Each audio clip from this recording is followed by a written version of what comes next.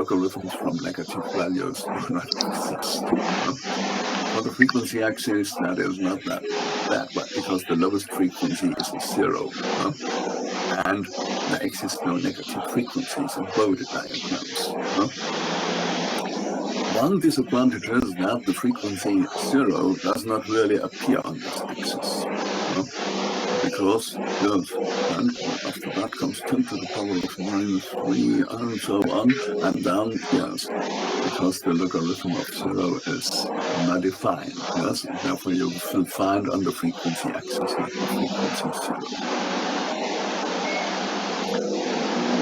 When you do that, let me check here.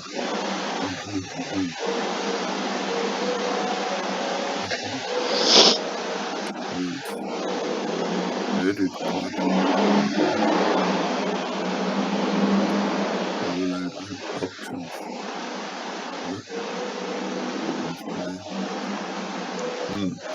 I want to change the scale. That is. No. I guess it's like that. Properties. I think that is the opening property editor. And then see units. Magnitude in decibels. And then I could also choose absolute. And then of course it changes. Now we have to get rid of that ugly decibels. And if you now you have a good possibility to read that value here, 0.7 something.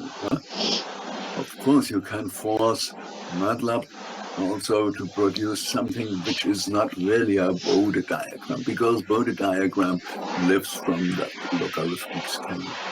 And you can also say, the frequency axis, I also want to have a linear scale. And it looks like that. And the frequency can also be chosen to be hertz. And it is shown in hertz and not in radians per second. But yes, when we talk about the Bode diagram, we mean normally that everything is like that. That labeled in decibels and the other in a logarithmic scale. Okay. Phase, what options are there? Phase, radians or degrees, usually without working in degrees. So now we got it. We have an idea what is a Bode diagram. Shows you the filter characteristic. It shows magnitude and phase as those values are depending on the frequency. Good. I guess you have done that. There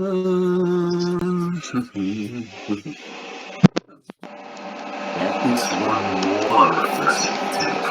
more graphical representation, and that is the so-called macros block. The macros block will be pretty important comparison area. Therefore, what do you know about the macros block?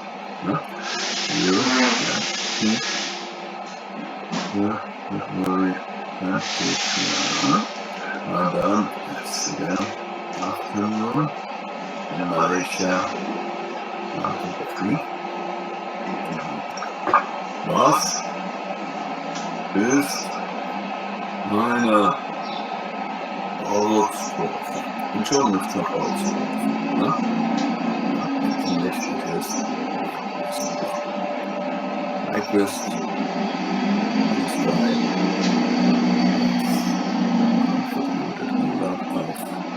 yes, interesting mathematics for technical applications. And we should usually call him Nyquist because he's not an American, but he is a guy coming from Scandinavia, where his name would be pronounced Nyquist.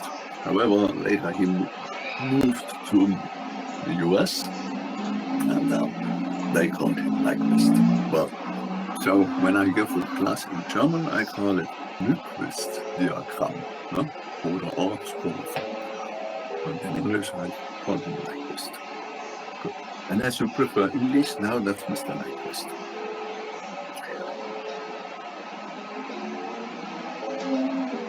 You see, again here, that is displaying G of J omega.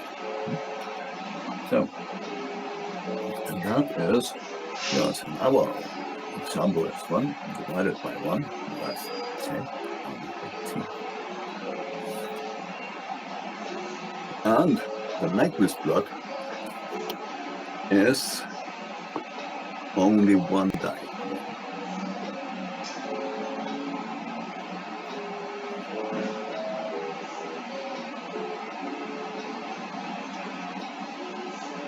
And this diagram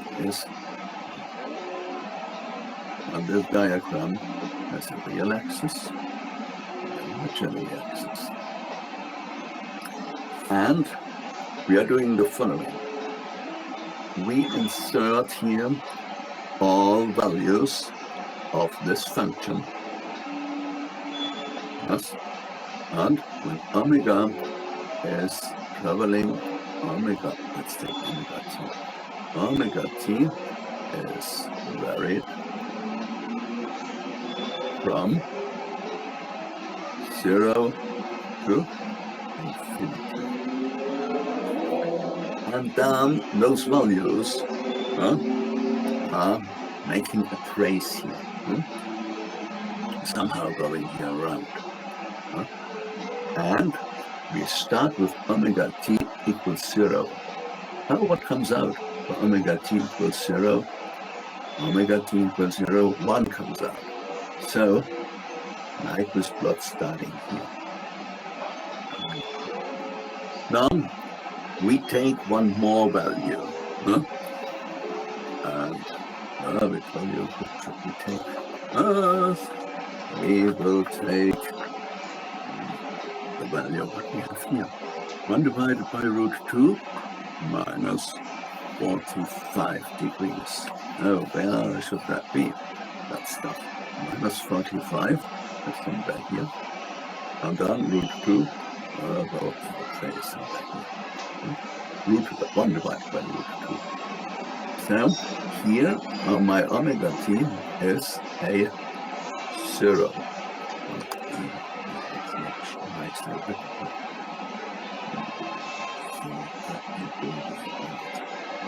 Here, this is the 1, and here, this is for omega t is equal to 0. Here, at this point, we obtain for omega t as root 2r. No? It's the same as that. Good. Now we take one more point. And you see, I take this one.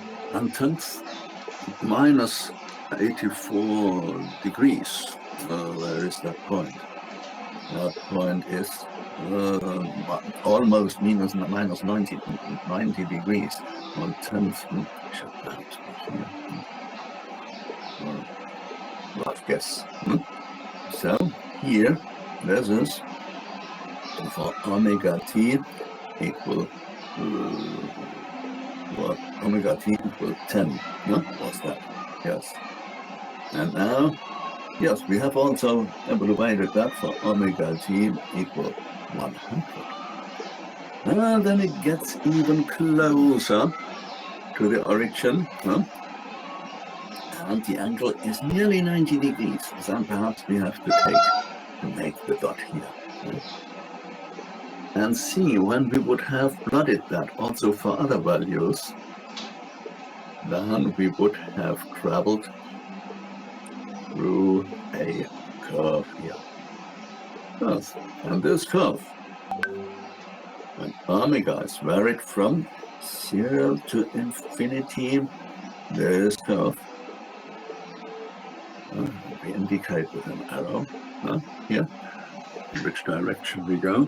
This is called the Nyquist plot. Oh, that's it. this Nyquist plot does show us also that it is a low pass. Why do we see that? We see low frequencies are passing because it starts here. Higher frequencies are not that good passing. Why? Because we come closer to the origin. So the absolute value of those points here is getting less and less and less and less and less. And we also see, well, there is also a phase shift approaching the minus 90 degrees. Because we are going in the origin from the, I call it from the south. Got it?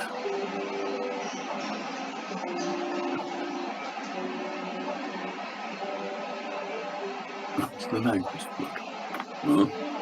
And if you want to produce a Nyquist diagram here, you will take that command here, yes, and what we have had here. But we will have to replace Bode by Nyquist. Then you press enter.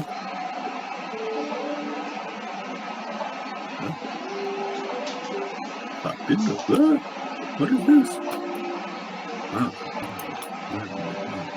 Yes, my keyboard has lost the connection.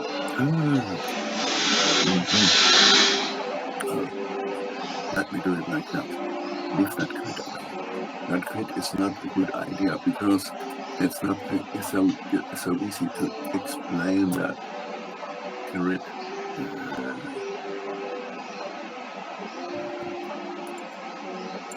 I'm looking again for my diagram. It's somewhere hidden here. I don't know why. Now it's there. Looks different from what we have made. And there is some stuff what we should switch off. Show negative frequencies. So the Nyquist diagram usually does not display negative frequencies. So take it away. And then it looks pretty the same as what we have sketched here. You see? And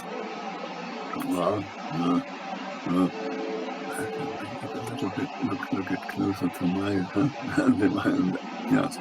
So there exists some command here, and what is this? And then axis equal. So to force MATLAB to make the thing to have equal scale on the horizontal and on the vertical axis. And then, if you have a closer look on that, you will see that is a half circle. We will not prove that it is a half circle, no? But indeed it is a half circle. No? That is the Nyquist plot. In contrast to the Bode diagram, you see no frequency axis. No? And that's the disadvantage in the Nyquist diagram. You don't see any frequency. I don't know which frequency belongs to this point here. No? This or that. It was not labeled here. No? So that is the disadvantage of the Nyquist diagram. And the advantage is that you have to draw only one diagram. For the Bode diagram, you need gain and phase. Here, you're just displaying the line or the curve along which those values here are moving when omega t is varied from 0 to infinity. Good.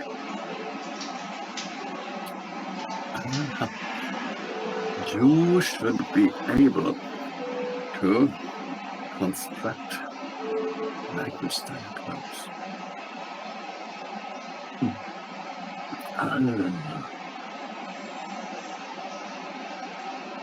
Should we try to do that? We must learn that somehow. So we'll do now a sequence of exercises where I will give you transfer functions, and I ask you, hey, how does the Nyquist diagram look like? And then it's up to you to decide that. Of course, it's an easy job because you probably have MATLAB available. But I ask you to do that by hand, yes? So, of course, MATLAB, it's easy to generate something like that. But then the learning effect is not that good. And in the exam, you do not have MATLAB. And you should be able to understand Nyquist diagrams and to construct them from a given transfer function. And this is something we will have to exercise a little bit. And before we are doing that, I would now recommend to take a break, yes, because it's now, yes, what is it? 3:40, I guess, in Malaysia. And so we take a 20 minutes break now, and then I will be back with some exercises for Nyquist diagrams. Ugly, no, not ugly, nice exercises. Okay, see you in 20 minutes. 休息20分钟。我搞错了。